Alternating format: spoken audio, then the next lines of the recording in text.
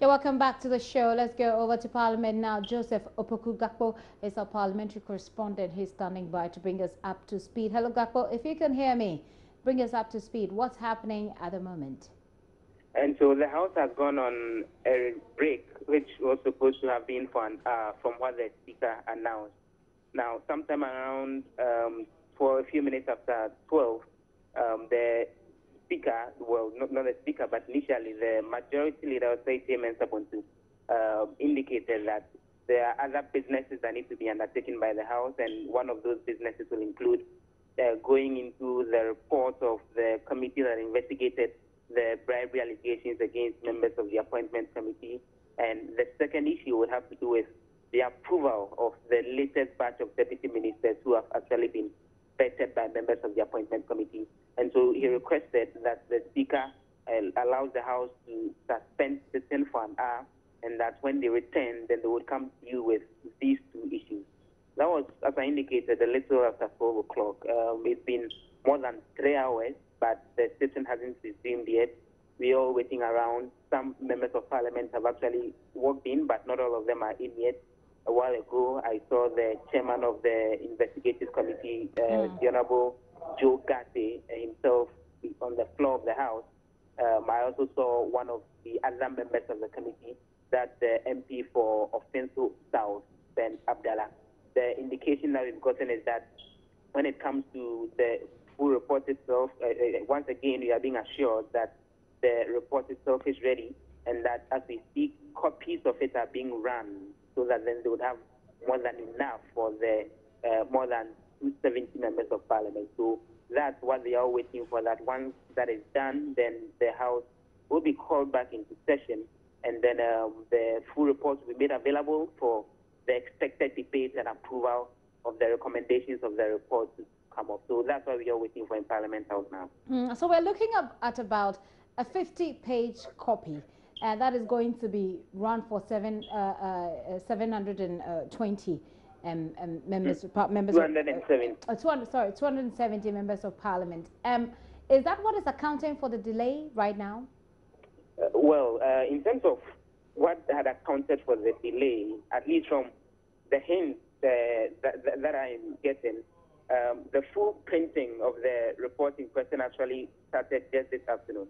So despite the assurances from yesterday afternoon that the report is ready and that it had been laid before the floor and that was the full report, some additional work had to be done on that. So the third printing of the document hadn't started soon after the document was brought to Parliament. Some finishing touches and final input had to be made on that, to the extent that meetings have to be held among members of leadership and all of that. And so the real printing itself actually started just this afternoon.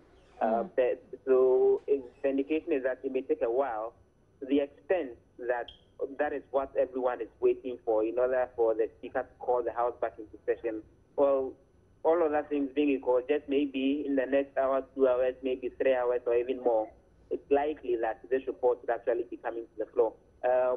We've been getting some firm assurances from some members when it comes to the leadership of Parliament that today, or by the popular phrase by hook or crook, the report will definitely come to the floor for debate, and the details of it will be made public for everyone to see.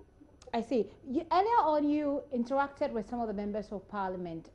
If you can, we'll play that right after we have this conversation with you. But if you can just give us the highlight of that conversation. Well, some of them are equally worried about how come the report has not been made public and that it's not been made available. They make reference to ordinary parliamentary practice and what they've seen over the years, which has been that once the report in question is laid on the floor, then, minutes or hours, more often than not hours after that, it's referred to the printing department and copies are made available to them. And so they were really concerned that more than 24 hours after the report was laid on the floor and the indication was given that the entire report is ready, they hadn't gotten copies of that. And they felt that it's raising some level of anxiety among ordinary members of the public, which they think should not actually be the case. And so they were calling for expedited action to ensure that the report is fully made ready and that is made available to them as members of parliament, so the general public can also become aware of what exactly the recommendations of the committee are. I see. Now, what kind of mood has this created in Parliament today? I mean, I know that in Parliament there's there's that kind of division. There are people who are for this whole arrangement. There are people who think that there's something fishy going on. With this delay, what kind of mood has it generated in Parliament, would you say? Well, on that, let's begin from the level of members of the appointment committee. They are continuing with their work. They've been vetting some members of, some of the deputy ministerial nominees all morning. The members of the committee, when you interact with them, they make the point to you that they are just going about their duty. They are focusing on their job at hand, which is, working on vetting the deputy ministers who are appearing before them today. They insist that they are focused on that, although they are also looking forward to what the report will come up with. They insist that they are not exactly, looking out for anything extraordinary when it comes to what the recommendations of the committee will be. Well, in Parliament itself, other members of the public, other members of Parliament who are not part of the committee, they are also of the opinion that this particular allegation is something that, to a very large extent, centers the image of Parliament. Right. And so they look forward to the opportunity of the publication of this report, helping redeem the image of Parliament to a certain extent. And so they are all also anxiously waiting for the full details of that particular report. I see. Well, Joseph Opoku Gakpo is our parliamentary correspondent. We'll come to you, Gakpo, as and when there is any new development on the floor of Parliament. But at this point, let me introduce to you the conversation that Gakpo had with some members of Parliament earlier today about this particular report that we're all anxiously waiting for. From what members of Parliament have been told, the report is ready, except that, as you may be aware, business in the House dragged a bit yesterday, and they also wanted to make copies available to the honourable members of Parliament to be able to peruse and be able to make a meaningful contribution to it. But let's not forget, and let's not gloss over the issues. This is a particular issue that has dented the image and credibility of Parliament so badly. And in that score, we all want to purge ourselves of this image of corruption within Parliament. And certainly, I am very confident that the report will be thorough. I'm very confident that it would bring a finality and a closure to all this debate about bribery within Parliament. And don't forget,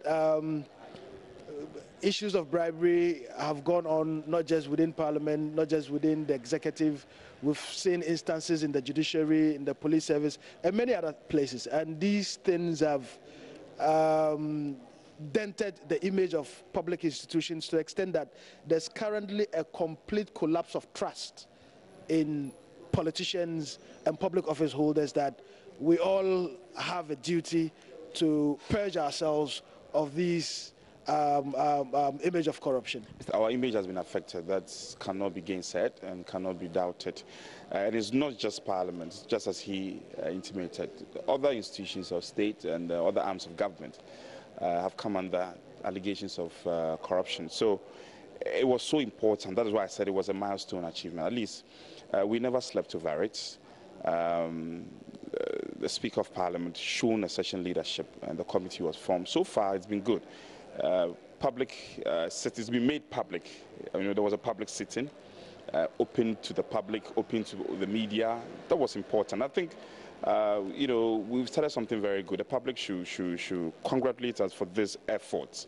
What is important is that I just hope and pray that what we saw, the presentations and what we saw at the public sitting, will translate into the report. Nothing significant will be compromised. We need to know the truth and all the truth thereof, so that for once, as he intimated, we can purge ourselves. But it's so important. I am particularly happy because I was feeling uneasy about the whole matter.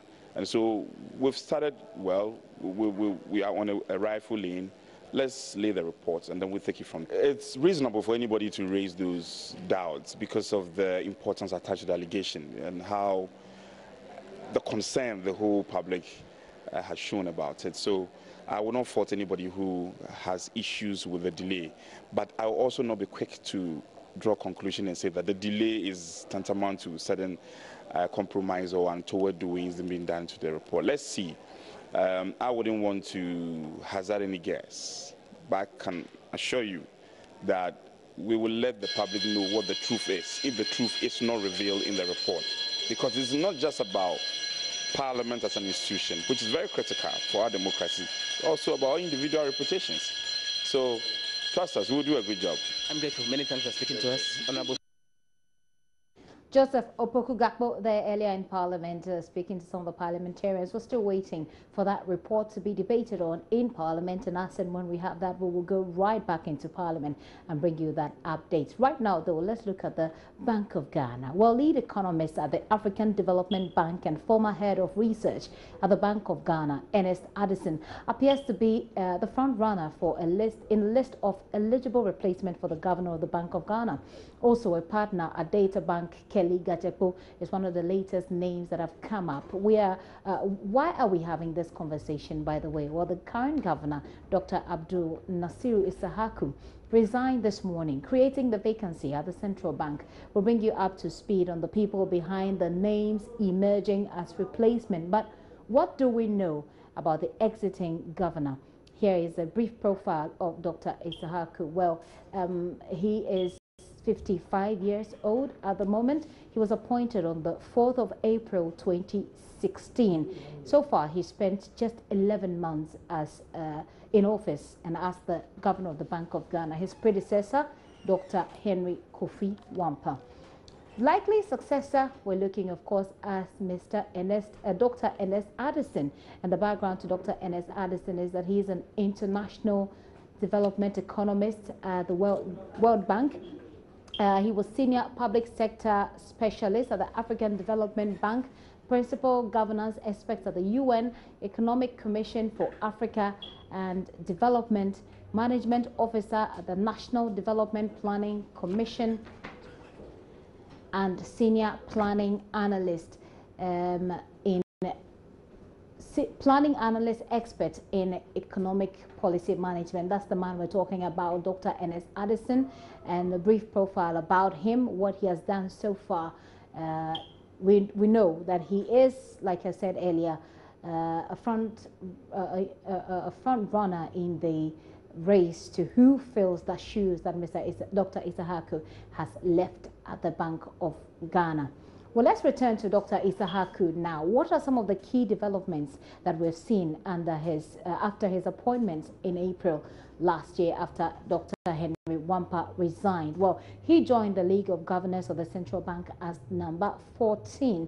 So these are some of the things that happened after his appointment. It attracted discussions about his job security, especially in the wake of the 2016 elections, when his appointing authority lost that particular election. Industry players, by the way, came to his defense because the law provided security of tenure.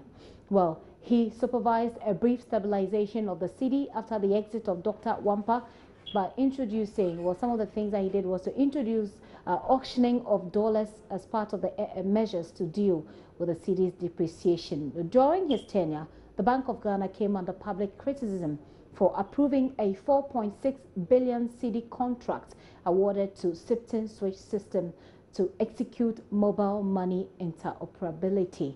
Again, under his tenure, there was a significant drop in the interest rate, which is likely to impact cost of doing businesses.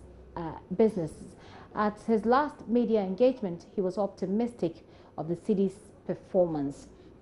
What we do also know is that he took over the responsibility of the DKM fraud case from Dr. Wampa.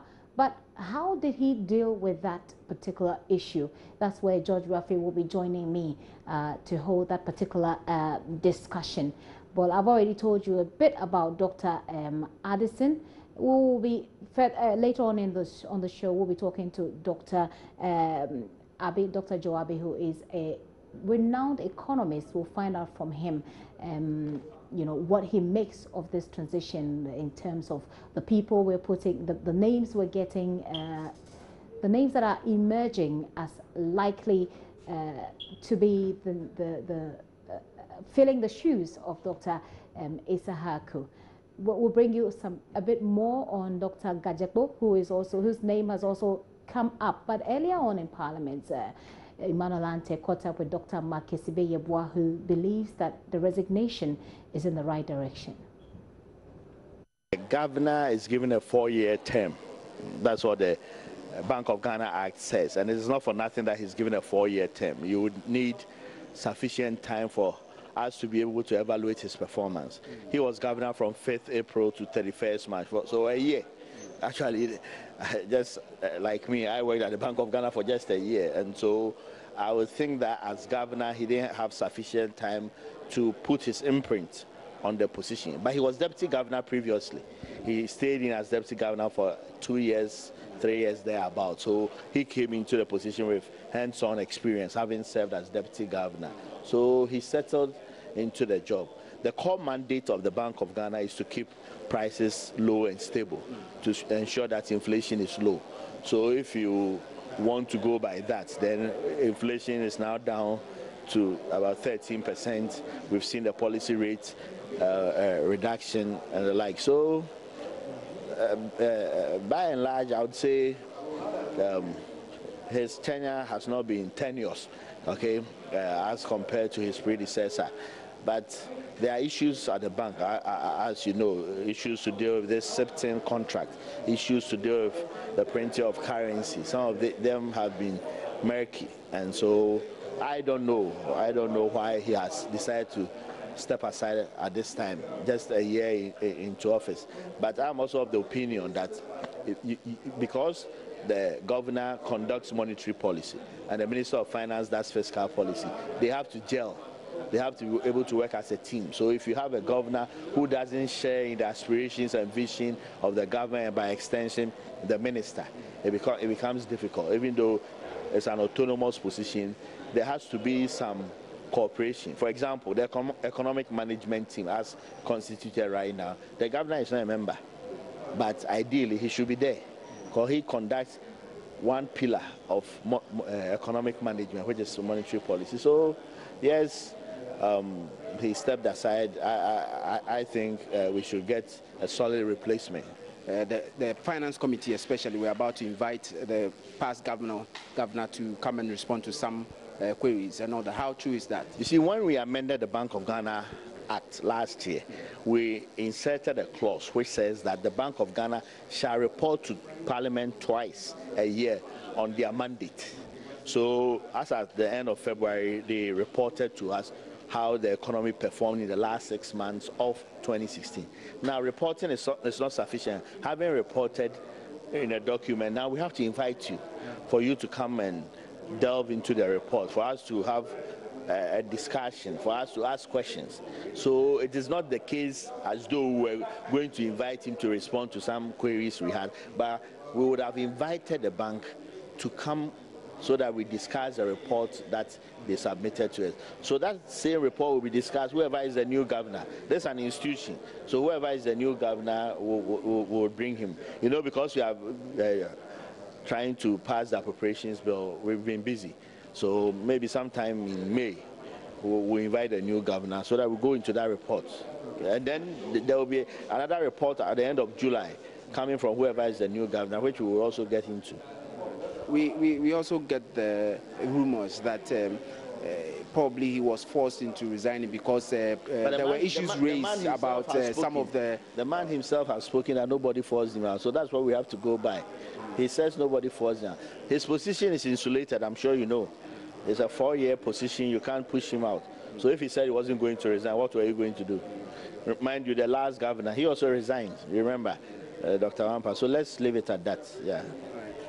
We heard of some officers going on in the bank too, that the Bank of Ghana governor was auctioning some dollars to some banks instead of just... No, but that was policy. That's not malfeasance. That was policy of the bank to auction forex, okay? Yeah, so that the highest bidder wins. So there's an auction, and as with all bidding, wherever they settle, that's the rate at which they will give the currency. So that was not malfeasance. It was policy at the bank. You have to criticize policy. Am I in favor of that policy? No. okay? Because whenever you auction forex, and the highest bidder is offering, say, 4.5. That's where you end up. So people who stood ready to buy the forex at a lower rate still end up getting it at that higher rate. So for me, I wasn't in favor of that policy, and I'm still not. So as for policy, that policy was a policy adopted by the bank, and policies change. You will recall some time ago under WAMPA, they decided that if you have a forex account, you couldn't withdraw dollars. So policies change. Some of the policies sometimes turn out to be bad. Yeah, so we would have to revisit that auctioning of forex policy. Dr. Esibe is chairman of the Finance Committee in Parliament. Well, we'll bring you what his opinion is again about who is leading in the race to fill that particular vacancy. But Joe Abbey is a renowned economist and executive director at the Center for Policy Analysis. He joins me on the telephone. He joins me live for a quick analysis of this particular issue. Doc, thank you very much for your time here on the Pulse.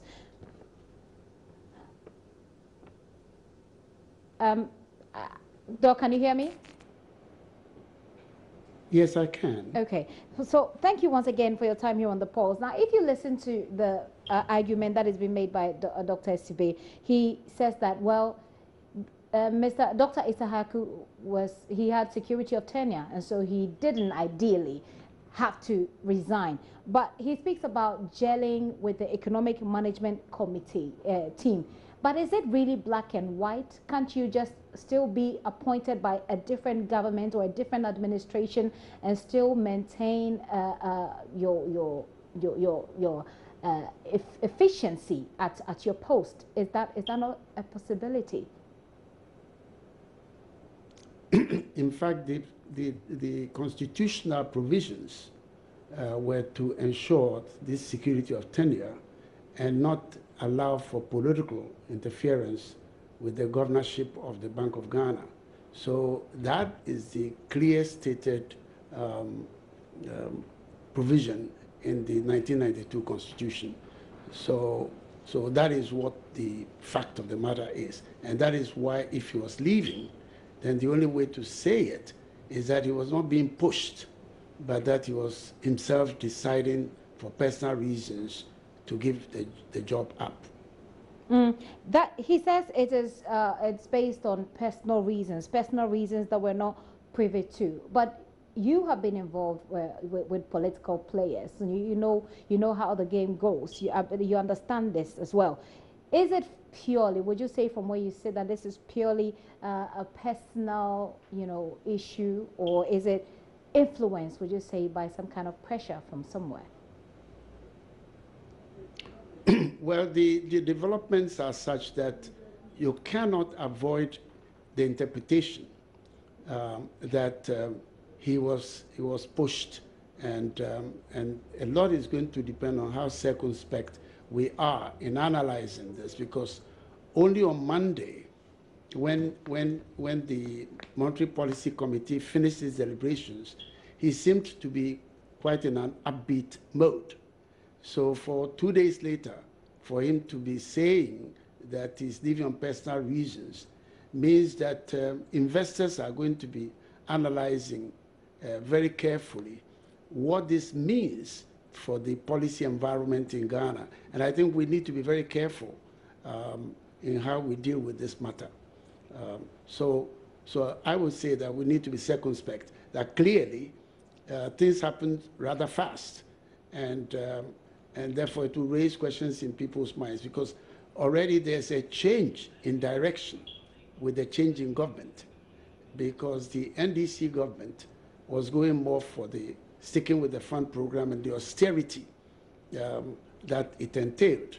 Now the NPP government is talking about seeking more space to encourage growth, and this will mean that they are going to have a larger deficit than the program would have done, because you are trying to find a nice path between stabilization and debt sustainability and growth and job creation.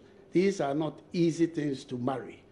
So people will be looking at what the resignation, retirement, or whatever, the departure of the governor, as to whether he was uncomfortable with leaning towards the growth agenda rather than the macroeconomic stabilization agenda.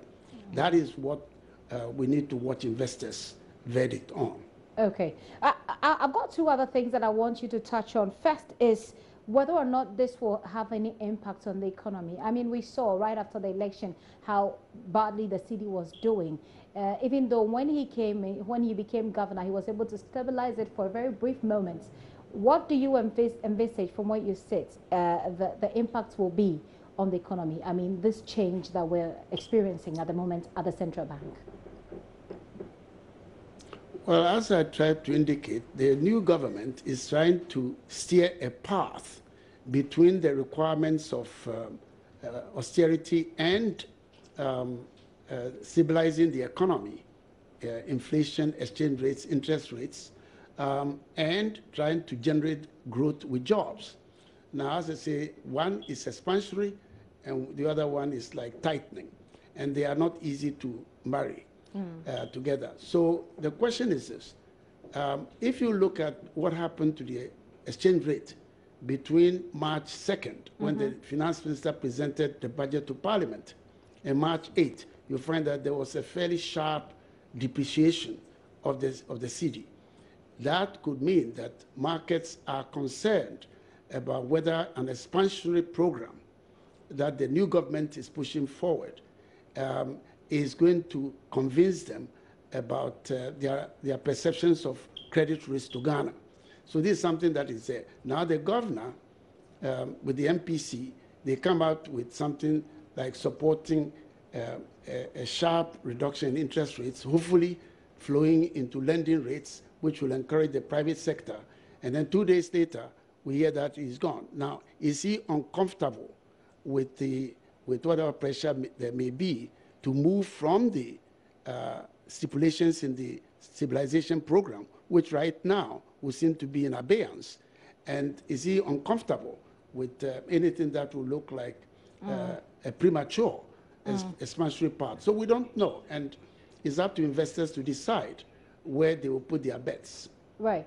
Well, you rightly indicated that it appears that the market is concerned. Now, what is expected to be the reaction, and how soon are we expected to see that? Well, this is why, to start with, I'm saying that we should be quite circumspect so that we don't fuel speculative pressures which could hurt the Ghanaian economy. Okay. Because if the vote of the investors who are lending to us is that Ghana is putting too much risk on their tables, then you'll find that the cedi will come under depreciating pressure, and you may find that our bonds will also be trading in the the Eurobond market at rising yields. These are some of the indicators which will show investor reaction. Now, neither of these things, a depreciating cedi, which can also fuel inflation, nor investors asking for higher compensation for lending to Ghana, neither of these will be good for the Ghanaian economy. So we ourselves should be very careful not to make utterances that may fuel investor speculation against the economy of Ghana. We'll pay dearly for it. So we need to be very careful about what we say. Okay. Yeah. So he took over, one of the main issues that he took over from Dr. Wampa was the DKM fraud case. And he also came in, printed a new 5 Ghana cedi. It was under during his tenure. Again, during his tenure was the 4.6 billion cedi contracts that was awarded Sipton Switch, a company that was into mobile interoperability. How would you assess his about 11-month reign as the Bank of Ghana, the governor of the Bank of Ghana? Well, he had been there as second deputy under the leadership of Dr. Wampa. And I'd had the opportunity to interact with all of them involved, naturally. And then he took over. There was a first deputy but what we heard was that the first deputy, Mercy Na, was getting to the end of, I think it was reaching retirement. So it meant that he got jumped to the position of governor. Now, he already had a bit of a background with the stabilization program under Kufuor. Now, the first one about the DKM was something that he inherited from the period of Dr. Wampa. And this whole area of credit to the private sector from microfinance institutions and so on is a hot potato of sorts that we need to look at very carefully. But as for the contract, the sizable contract, I think these are the areas where, in my view, we need to be very careful, because if we bring it in and therefore it looks like he's guilty of some wrongdoing, then it means that the perceptions of people may be different from if we separate out whether there has been anything that may have happened in the award of contracts which may put a bad light on him. I don't know the details of this. I don't know what the findings have been, but we should be very careful in our wish to make sure we stamp out malfeasance, corruption. We should be very careful not to say more than the facts will support. I think we're in danger at this time to find it easy to dig up a lot of debt. Of course, we must take a position that Ghana cannot waste resources, but we should be very careful not to become more enamored in digging up debt and washing dirty linen in public, because at the end of the day, it will be all of us who pay the price for it. So I think that we must have a culture in which political leaders know that they won't get away with wrongdoing, but we should be very careful how we deal with these matters. Okay, Doc. Recently, there was there was a drop in interest rates at this point, and this was still during his tenure. Is there anything you can read in between the lines, and how? I mean, what is going to happen next? Right now, and what next we'll be talking about is the successor. Is there anything you see, we read between the lines, that's going to happen about the drop in interest rate that we've seen just recently? Well, there has been first a relatively mild one from 26% money policy rate to 25.5, and then last Monday, the 2 full percentage points to 23.5. And this is where I'm saying that because that can be seen as supporting the new government's emphasis on promoting growth with jobs, but which could also mean that we may find our debt rising again, and we may find the cedi depreciating, and we may find inflation rising. When it is said that he has left for personal reasons, there can be a question as to whether he was being pressurized into the recent 2 full percentage points reduction. Now, if that's the case and people feel that it is a little premature and that Ghana is taking risks with macroeconomic stability, then you see it means that investors will lean that way. So here's somebody who on Monday has come out defending why the balance of inflation versus growth said that we can afford to lower the interest rate without necessarily rekindling flames of inflation. And then 2 days later is said to have decided to quit the job for personal reasons. So people will be probing as to whether there's a discomfiture on his part working under the new regime of emphasis more on growth. Because remember this, we haven't heard from the IMF about the status of the 3-year program that we had with them. So there's a lot in the air for investors to be speculating and analyzing as to the future trends in this country. And that's what all I'm saying is that whatever truth there is, it's important that we are careful not to fuel unnecessary speculative pressures on the Ghanaian economy. Okay. Having said that, Doc, we're looking at people who will step into the shoes that he is left behind.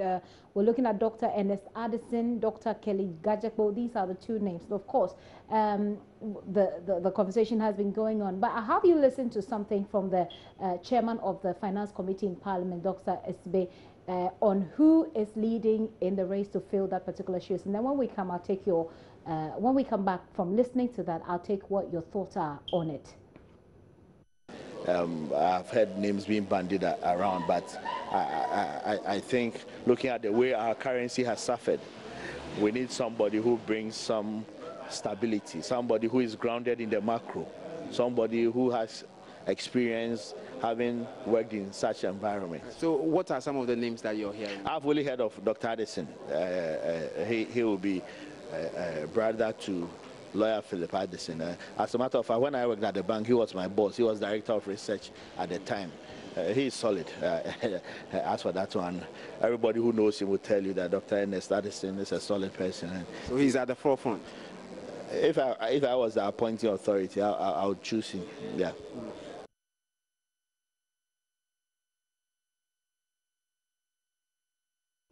So that is Dr. Sibe there. He is chairman of the Finance Committee in Parliament. Doc, you heard him. I don't know if you know these two people, Dr. Addison, Dr. Kelly Gajekpo, or if perhaps you have any other names. Who do you think is, fit enough to step into those shoes? Well, I've known both of them, but with Ernest Addison a lot more than I've known Kelly Gajekpo. He's a researcher, he's a fine person, and he has had quite a bit of experience working at different institutions. So without running anybody else down, I think that he can take up the mantra because this is an area he's quite familiar with. So I don't have any problem with Ernest Addison. I do hope that if we can very quickly put the fires out and rally behind, it could be a fine governor for the country Ghana. And if it's a fine governor, what will be your first advice to him? Well, that we are trying to chart a very fine, difficult path, because as I say, when you've created fiscal space, and especially when you look at the 2016 outcome, which was a very, very far distance from where we were supposed to be, then there can be a question about whether what you need to do is to use the fiscal space to close the gap or leave the gap where it is and begin to promote growth. Now, of course, if you succeed in promoting growth, you get more revenue. So what I think that I would tell him is that it is important to, as quickly as possible, to get the necessary collaboration between fiscal policy and monetary policy. It will be important that he safeguards the independence. I know before he left the country that he's somebody who cherishes the independence of the central bank in selecting its instruments, whilst keeping an eye to other objectives like growth. So I think he needs to make sure that he can be in the same room with the fiscal authorities and be able to play the role of the central bank, which is basically, first and foremost, to make sure that we achieve price stability and not the volatilities that we have seen before. So I think he needs to get his lines clear. And with that and the support of everybody, we might be able to find a way out of the present situation of austerity and austerity and austerity and no jobs for the youth. Okay. Thank you very much, Doc, for your time here on The Pulse. Dr. Jawabi is the Executive Director of the Center for Policy Analysis, helping us to analyze this particular issue about the Bank of Ghana and the vacancy that has been created, then how we feel that particular vacancy, when, how soon, and the effects or the impacts that this will have on the economy.